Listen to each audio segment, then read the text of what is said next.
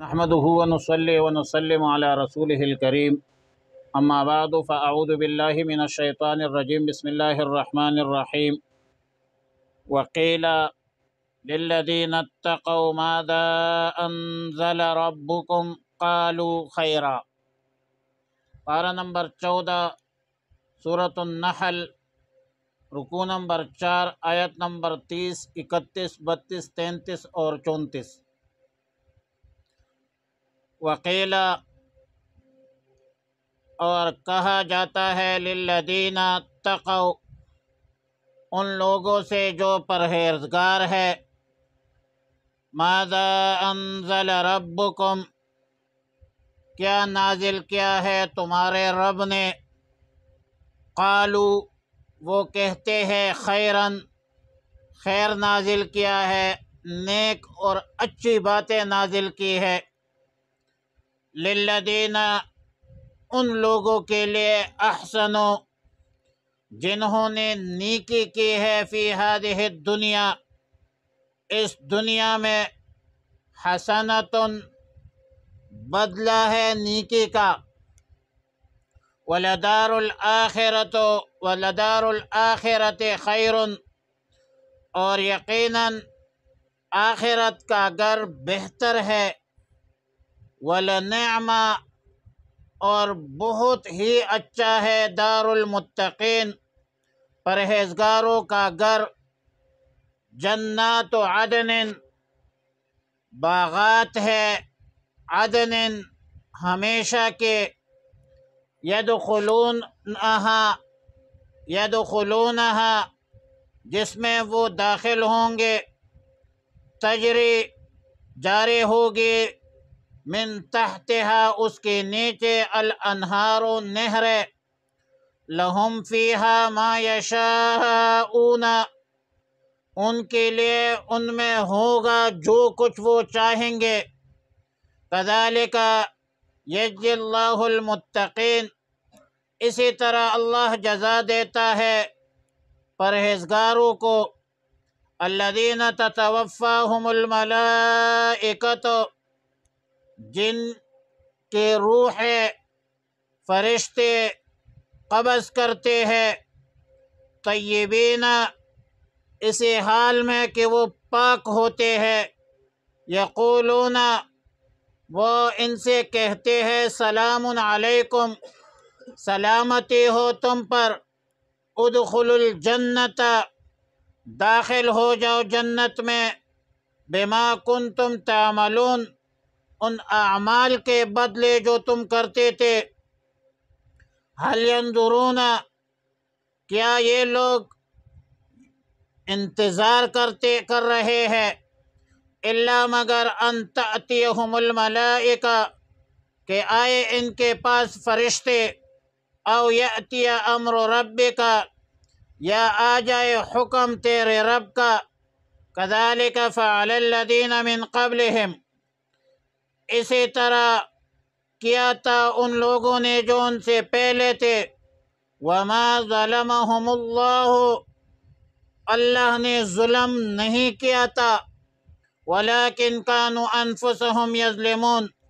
مگر یہ لوگ اپنے آپ پر اپنے جانوں پر خود ظلم کرتے تھے، فاصابہم پس پہنچے ان کو، سیئات ما عملوا وہ بدلہ اور وہ نتائج، ما عملوا جو اعمال اس نے اختیار کی تھی، وحاق بہم اور گھیر لیا آج ان کو یا آ پڑا ان پر، ما کانوا بہ یستہزئون جس کا وہ استہزاء کرتے تھے اور مذاق اڑاتے تھے۔ گزشتہ آیتوں میں کفار کی مکر، تدبیر، تعذیب، ذلت، رسوائی کا ذکر تھا، اور نزع کی حالت میں جانوں کے قبض شدت سے اور اپنے آپ پر اپنے نفسوں پر ظلم کا تذکرہ تھا، پھر ایسے لوگوں پر وعید شدید کا ذکر تھا۔ اب مذکورہ آیتوں میں اہل ایمان کے لیے، اور وہ اہل ایمان جس کے عقائد صحیح ہے، اعمال صالحہ ہے، صلحاء ہے، اتقیاء ہے، ان کا تذکرہ ہے، ان کے لیے بشارت کا وعدہ ہے کہ وہ ایسے باغات میں ہوں گے جس کے نیچے نہریں جاری ہوں گے۔ ان باغیچوں میں جنتی اور اہل جنت جو ہوتے ہیں ان کے خواہشات کے مطابق ہر چیز ہر وقت میسر ہوگی، موجود ہوگی۔ وما تشتہی الانفس وتلذ الاعین، سورہ زخرف میں ہے کہ وہاں پر وہ چیزیں موجود ہوں گی جن کے ان کے نفسوں کو خواہش ہوگی اور جن سے آنکھوں کو لذت حاصل ہوگی، اور یہ تمام تر انعامات متقین کے لیے ان کے تقوی کے اساس اور بنیاد پر ملیں گے۔ متقین وہ ہے جنہوں نے اپنے آپ کو شرک سے، کفر سے، گناہوں سے بچایا ہے۔ متقین کی روح فرشتے اس حال میں قبض کریں گے کہ یہ لوگ طیبین ہوں گے، پاکیزہ ہوں گے، کفر سے، شرک سے، گناہوں سے، اور دل ایمان کی نور سے منور اور معطر ہوں گے۔ ظاہری طور پر اعمال صالحہ سے مزین ہوں گے، تو ایسے لوگوں کی موت ایسی حالت میں ہوں گے کہ فرشتے ان متقین سے کہیں گے کہ سلام علیکم، ان کے ساتھ سلامتی والا معاملہ ہوگا، امن والا معاملہ ہوگا، بہترین معاملہ ہوگا۔ اور معالم التنزیل جلد 3 صفحہ نمبر 66 لکھتے ہیں کہ طیبین مؤمنین طاہرین من الشرک، وقال مجاہد زکیۃ افعالهم واقوالهم، وقیل معناہ ان وفاتهم طیبۃ سہلۃ، کہ ان کے موت پاکیزہ ہوگی، آسان ہوگی۔ دراصل چونکہ چند آیات قبل سورہ نحل آیت نمبر 24 میں فرمایا وَإِذَا قِيلَ لَهُمْ مَاذَا أَنزَلَ رَبُّكُمْ قَالُوا أَسَاطِيرُ الْأَوَّلِينَ، مشرکین نے کہا کہ یہ تو پرانے قصے ہے۔ اور آیات مذکورہ سورہ نحل آیت نمبر 30 میں فرمایا کہ وَقِيلَ لِلَّذِينَ اتَّقَوْا مَاذَا أَنزَلَ رَبُّكُمْ قَالُوا خَيْرًا۔ مفسرین لکھتے ہیں کہ دونوں آیتوں کا سبب نزول ایک ہے، جس کا تذکرہ سورہ حجر آیت نمبر 90 میں ہوا ہے، اور وہ یہ ہے کہ مشرکین مکہ نے یہ مشورہ کیا تھا کہ مکہ مکرمہ میں آنے والوں کو رسول اللہ مبارک صلی اللہ علیہ وسلم سے دور رکھنے کے لیے مختلف راستوں پر بیٹھ جاؤ۔ اور جب اس پر عمل شروع ہوا، نتیجہ یہ ہوا کہ جب کسی قبیلے کا کوئی نمائندہ یا کوئی فرد رسول اللہ مبارک صلی اللہ علیہ وسلم کے بارے میں پوچھتے تھے تو یہ راستوں پر بیٹھنے والے مشرکین مکہ کے لوگ جو بتاتے تھے کہ یہ جھوٹی بات ہے، اس بندے کو پھر واپس کرتے تھے۔ اور جب یہ نمائندہ اپنے قوم کے پاس چلے جاتے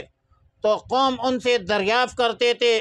کہ کیا معلوم کر کے آئے ہو، تو یہ نمائندہ اپنے قوم کو کفار مکہ کا قول نقل کرتے تھے اور کہتے تھے اساطیر الاولین، کہ پرانے لوگوں کی لکھی ہوئی باتیں معلوم ہوتی ہے۔ لیکن جب حقیقت آشکار ہوئی،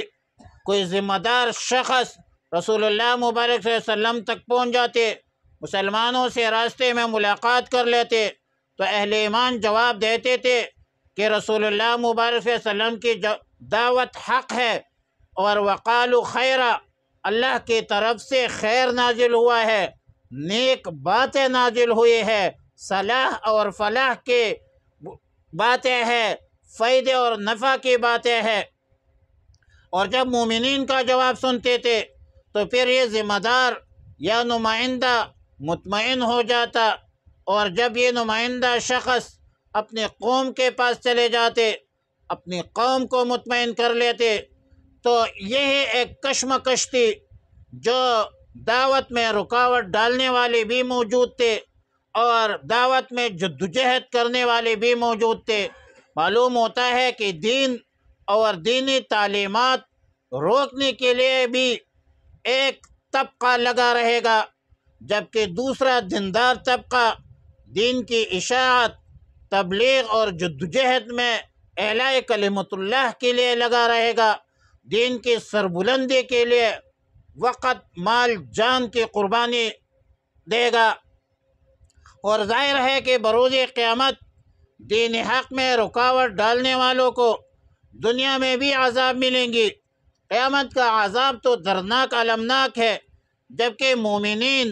اور مبلغین اور دین کی جدوجہد کرنے والوں کو دنیا میں بھی کامیابی ملے گی،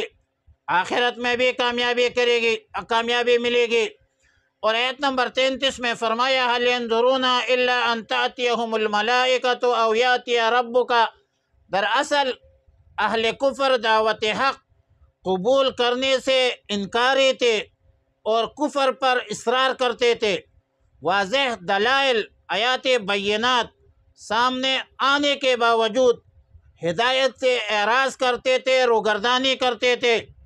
اور ظاہر ہے کہ آیات بینات اور واضح دلائل کے باوجود کس بات کا انتظار ہے؟ ان بدبختوں کے طریقہ کار سے تو یہ معلوم ہوتا ہے کہ وہ اس بات کے منتظر ہے کہ فرشتے آ جائے یا ان بدبختوں کو موت آ جائے۔ لیکن جب فرشتے آتے ہیں، عذاب لے کر آتے ہیں یا موت آ جائے، تو اس وقت غرغرہ کی حالت میں ایمان قابل قبول نہیں ہوگی۔ موت میں پھر ایمان کی قبولیت کرامت ثابت نہیں ہوتی۔ وَلَيْسَتِ التَّوْبَةُ لِلَّذِينَ يَعْمَلُونَ السَّيِّئَاتِ حَتَّى إِذَا حَضَرَ أَحَدَهُمُ الْمَوْتُ قَالَ الَّذِينَ، پھر کہتے إِنِّي تُبْتُ الْآنَ وَلَا الَّذِينَ يَمُوتُونَ وَهُمْ كُفَّارٌ۔ سورہ بقرہ میں ہے هل ينظرون إلا أن يأتيهم في ظلل من الغمام والملائكة وقضي الأمر وإلى الله ترجع الأمور۔ سورہ انعام میں ہے هل ينظرون إلا أن تأتيهم الملائكة أو يأتي ربك أو يأتي بعض آيات ربك۔ مطلب یہ کفار، مشرکین، حاسدین، معاندین، کفر و شرک اور گناہوں میں مبتلا، حسد، عناد میں مبتلا، استہزاء بھی کرتے ہیں، اللہ کے احکامات سے روگردانی بھی کرتے ہیں، رسول اللہ مبارک صلی اللہ علیہ وسلم کی تعلیمات کو بھی جھٹلاتے ہیں، اپنے آپ پر بدترین ظلم بھی کرتے ہیں، اور فرشتوں اور عذاب کا مطالبہ بھی کرتے ہیں۔ لیکن ان بدبختوں کو اللہ کی طرف سے عذاب آ جائے، فرشتے عذاب لے کر آ جائے، اور فرشتے بڑے شدت اور سختی سے ان کے روح قبض کرنے لگے، تو روح نکلنے کا مرحلہ بھی اللہ معاف فرمائے بڑا دردناک اور المناک ہوگا۔ قبر میں، حشر میں، عذاب میں، قبر اور حشر کے عذاب میں مبتلا ہوں گے، جہنم میں بھی ہمیشہ رہیں گے، اور پھر اللہ کہیں گے فَأَصَابَهُمْ سَيِّئَاتُ مَا عَمِلُوا وَحَاقَ بِهِم مَّا كَانُوا يَسْتَهْزِئُونَ۔ بدبختوں کو جب عذاب گھیر لیں گے، ان کے بدعمالیوں اور ان بدبختوں کی استہزاء اور تکذیب کی بنیاد پر، جھٹلانے کی بنیاد پر ان کا گھیرنا، پکڑنا یقیناً بہت سخت ہوگا۔ لہذا دنیاوی زندگی میں نزا کی کیفیت، قبر، حشر میں کامیابی، کامرانی کا در و مدار اس پر ہے کہ ہم اللہ کے احکامات پر عمل کریں، رسول اللہ مبارک صلی اللہ علیہ وسلم کی تعلیمات کو اپنائیں، دین کے لیے جدوجہد کریں، دین پر چلنے کی کوشش کریں۔ دنیا اور آخرت کی کامیابی اللہ تعالیٰ نے دین میں رکھی ہے، دینداری میں رکھی ہے، بے دینی میں نہیں رکھی ہے۔ بے دینی کی ہر شکل قابل نفرت ہے، اور پورے عالم انسانیت کا مفاد، صلاح اور فلاح اس میں ہے